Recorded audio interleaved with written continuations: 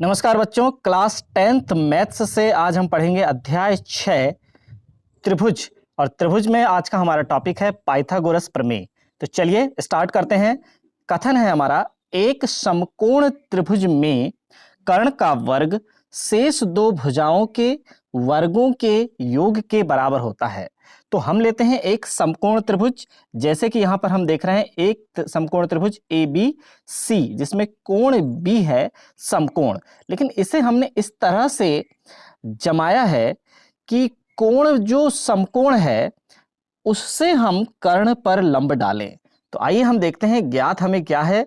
एक समकोण त्रिभुज ABC जिसमें कोण B समकोण है। ये देखिए त्रिभुज ABC जिसमें कोण B समकोण है।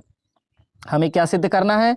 हमें सिद्ध करना है AC का वर्ग। ये देखिए AC कर्ण का वर्ग, कर्ण का वर्ग। ये देखिए समकोण के सामने की भुजा होती है कर्ण, AC कर्ण का वर्ग अन्य दो भुजाएं कौन कौन सी हैं? AB और BC के वर्गों के योग के बराबर होता है। यह हमें सिद्ध करना है। तो हम क्या जानते हैं? उपपत्ति में लेते हैं। हम जानते हैं कि इससे पहले हम सिद्ध कर चुके हैं, किसी समकोण त्रिभुज के समकोण वाले शीर्ष से कर्ण पर लंब डाला जाए। ये देखिए ABC एक समकोण त्रिभुज है, इसमें कोण B समकोण है और इसका शीर्ष क्या है? B है। इससे कर्ण पर यदि लंब डाला जाए तो इस लंब के दोनों ओर बने त्रिभुज संपूर्ण त्रिभुज के समरूप होते हैं तथा परस्पर भी समरूप होते हैं। हमें दो समकोण त्रिभुज मिल रहे हैं। देखिए, ये देखिए दो समकोण त्रिभुज हमें मिल रहे हैं। ये दोनों समकोण त्रिभुज आपस में, जैसे एक समकोण त्रिभुज हमें मिला ADB और दूसरा समकोण त्रिभुज मिला BDC, ये दोनों समकोण त्रिभुज इस बड़े त्रिभुज ABC के समरूप होते हैं। और ये दोनों भी ADB और BDC भी आपस में एक दूसरे के समरूप हैं। तो देखिए अब हम बढ़ते हैं आगे। तो यहां पर हमें क्या पता चल गया? हमें पता चल गया कि भाई यदि किसी समकोण त्रिभुज में समकोण के शीर्ष से यदि कर्ण पर हम लंब डालते हैं तो बड़ा वाला जो त्रिभुज ABC है इसके समरूप ये दोनों छोटे वाले त्रिभुज हो जाते हैं और आपस में भी समरूप होते हैं। तो हम लेते हैं त्रिभुज ADB। ये देखिए ADB और त्रिभुज ABC में हम आकार को भी यदि देखें तो हम क्या ले रहे हैं?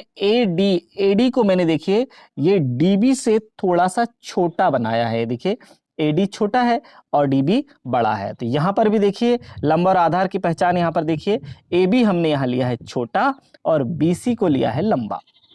तो कैसे लेंगे हम ADB और ABC? देखिए छोटी भुजा लंबी भुजा समकोण बनाने वाली, इसमें भी देखिए ABC में छोटी भुजा लंबी भुजा, तो ये दोनों त्रिभुज कैसे हो गए? समरूप हो गए। तो समरूपता की परिभाषा से हमने लिया फिर AD बटे AB। ये देखिए छोटी भुजा बटे ये AB छोटे त्रिभुज का क्या है? कर्ण है। तो इसी प्रकार हम यहां पर ले लेंगे बड़े त्रिभुज में भी, बड़े त्रिभुज ABC में क्या लेंगे? यदि ये लिया मैंने छोटी भुजा और ये ले लिया मैंने कर्ण, तो AD बटे AB वास्तव में AB बटे AC के बराबर हो जाएगा।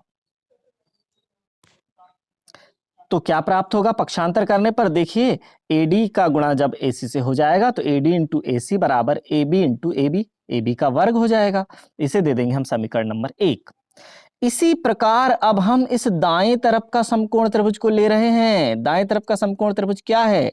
BDC। देखिए बोलने का तरीका, छोटी भुजा को मैंने पहले बोला, बड़ी भुजा को बाद में बोला। तो BDC भी वास्तव में समरूप किसके है? छोटी भुजा को पहले बोल दो AB और बड़ी भुजा को बाद में बोल दो AB, ABC के समरूप है। तो ये देखिए ये समरूपता की परिभाषा से यह भी समरूप है। तो समरूपता की परिभाषा से हम क्या लिख देंगे? CD बटे BC। वास्तव में ये जो CD है यानी इस दूसरे वाले त्रिभुज की लंबी भुजा बटे उस त्रिभुज का कर्ण। तो देखिए यहां पर हमने लिया था छोटी भुजा बटे कर्ण, अब देखिए यहां पर लिया हमने लंबी भुजा बटे कर्ण। तो ABC का भी क्या हो जाएगा? BC। ये देखिए त्रिभुज ABC में BC क्या है? लंबी भुजा बटे AC, लंबी भुजा बटे कर्ण, BC बटे AC। तो CD बटे BC का अनुपात BC बटे AC के अनुपात के बराबर होगा, क्योंकि हम जानते हैं कि समरूप त्रिभुज की जो संगत भुजाएं हैं आनुपातिक होती हैं। तो अब देखिए CD का गुणा किससे हो जाएगा, AC से। तिर्यक गुणा जब हम कर देंगे CD गुणा AC, और BC का गुणा BC से।